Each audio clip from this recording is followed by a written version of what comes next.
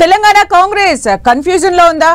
వలస ఎమ్మెల్యేల రక్షణకు ఎలాంటి స్ట్రాటజీ ఎంచుకోవాలన్న విషయాన్ని తేల్చుకోలేకపోతోందా? తనతో చేతులు కలిపిన ఎమ్మెల్యే గాంధీని పీఎస్సీ చైర్మన్ గా నియమించిన అధికార పార్టీ బీఆర్ఎస్ గొడవతో పూటకో మాట ఆడటానికి కారణమేంటి?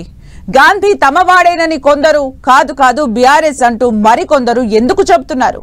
కన్ఫ్యూజన్ తోనే చేతి పార్టీ నేతలు తలో మాట ఆడుతున్నారా, లేక ప్రత్యర్థులను గందరగోళంలోకి నెట్టేందుకే ఇలాంటి వ్యూహం ఎంచుకున్నారా? Watch the story.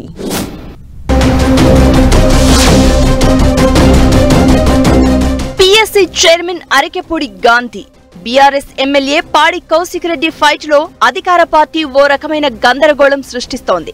అదే సమయంలో ఆ పార్టీ కూడా అదే గందరగోళంలో చిక్కుకుంటోందన్న టాక్ వినిపిస్తోంది. కాంగ్రెస్ లో చేరిన బీఆర్ఎస్ ఎమ్మెల్యేను అనర్హత వేటు నుంచి తప్పించేందుకు పీఎస్సీ చైర్మన్ గా నియమించిన అధికార పార్టీ నేతలు బీఆర్ఎస్ అభ్యంతరంతో రకరకాల వాదనలు వినిపిస్తున్నారు.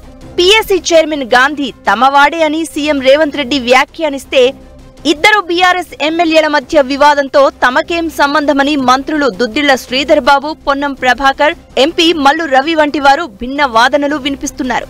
దీంతో గాంధీ విషయంలో కాంగ్రెస్ స్టాండ్ ఏంటనే చర్చ మొదలైంది. వరుసగా 3 సార్లు గెలిచిన ఎమ్మెల్యే గాంధీ ముఖ్యమంత్రి రేవంత్ రెడ్డి సమక్షంలో కాంగ్రెస్ పార్టీలో చేరారు.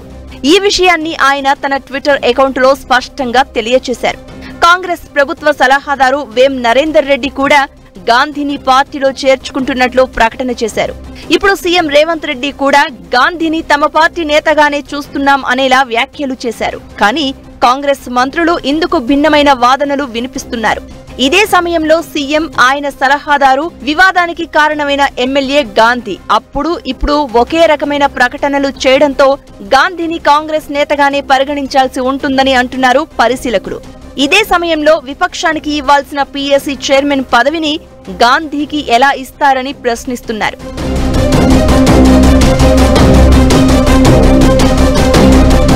పార్టీ ఫిరాయించిన ఎమ్మెల్యేలపై 4 వారాల్లోగా చర్యలు తీసుకోవాలని హైకోర్టు ఆదేశించిన తర్వాత ఎమ్మెల్యేలు గాంధీ, కౌశిక్ రెడ్డి మధ్య వివాదం చెలరేగింది. కోర్టు తీర్పు వచ్చిన నాడే గాంధీని పీఎస్సీ చైర్మన్ గా నియమించడం ఈ వివాదానికి అసలు కారణం.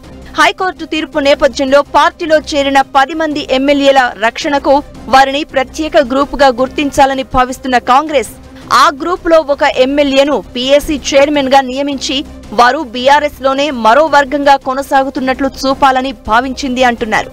ఈ కారణంతోనే శాసనసభ వ్యవహారాల మంత్రి శ్రీధర్ బాబు ఎమ్మెల్యే గాంధీతో తమ పార్టీకి సంబంధం లేనట్లు వ్యాఖ్యానించారు.